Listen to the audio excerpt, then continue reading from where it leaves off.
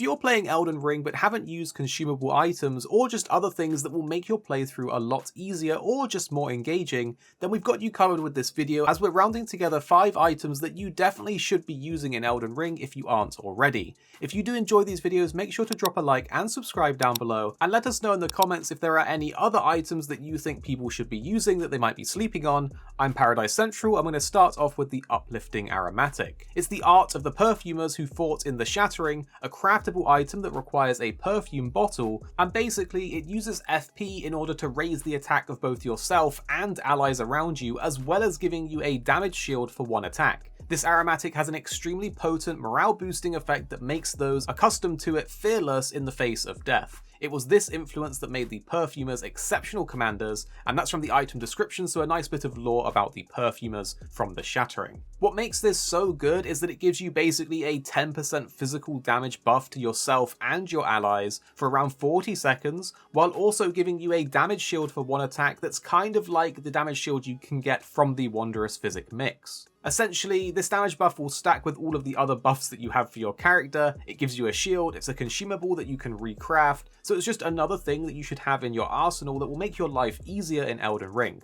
So if you haven't got this one, you should definitely get it, and in order to get it, you will need the Perfumer's Cookbook 1, which you can find in the first chest when entering the Perfumer's Ruins, northwest of the abandoned coffin site of Grace in the Atlas Plateau. For the next one, we're going to talk about the Gravity Stone Fan. This is a shard of rock that was found in the wake of a meteor strike and is imbued with a particularly weighty magic, where we can use our FP to consume this item to emit a gravitational shockwave. In the item description, it says the desperate ones who scavenge for these shards dub themselves as Star Coolers. So we're definitely going to be a Star Cooler because this makes a wide spread of gravity magic in a cone in front of you that does damage and stagger damage and scales with int and a bit of scaling with strength. It's great for PvP, or if you just need something to stagger an enemy or deal a bit of damage ahead of you. It's an absolutely cool item to have on any build because it enables you to do this wide visual effect of stagger damage with gravity magic that otherwise you wouldn't have access to unless you made an int class.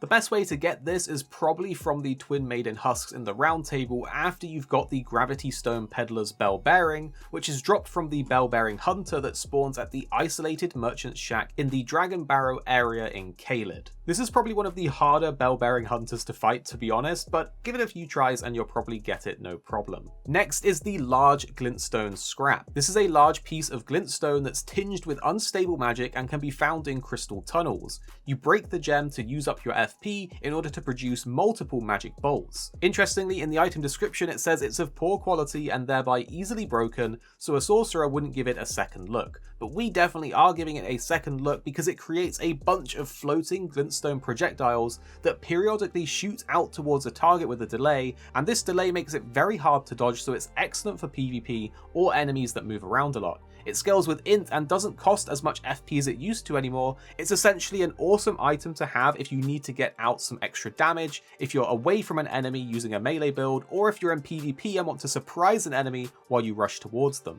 Probably the best way to farm this is from the Sorcerer Miner enemies in the Atlas Tunnel in the Atlas Plateau area.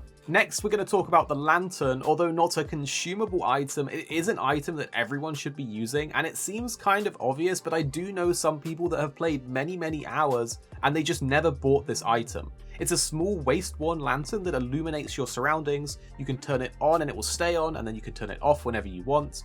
While its light is dimmer than that of a torch, it has the advantage of freeing up the user's hands. This doesn't use up your left or your right hand slot. It's a passive way of getting a light source around you without having to use items or spells, so everybody should have this on their playthrough, and I know a lot of people will, but I do know that some people have been ignoring this, and it just makes your life so much easier, especially in those dark caves. You can purchase this from the Isolated Merchant in the Weeping Peninsula or the Nomadic Merchant in Liurnia of the Lakes for around 1800 runes. And then next we have to talk about the Crystal Dart. If you're struggling against construct enemies like the Fanged Imps that I know everyone hates, or the Erdtree Burial Watchdogs, these darts can actually put them into a frenzy that will make them hit the nearest enemy to them, including their own allies. So it's a great way to go through those catacombs with those construct enemies, and even the bosses at the end if they are constructs, to make your life a lot easier. These are throwing knives chiseled from impure crystal. It's a consumable item, it costs a little bit of FP to throw them at enemies,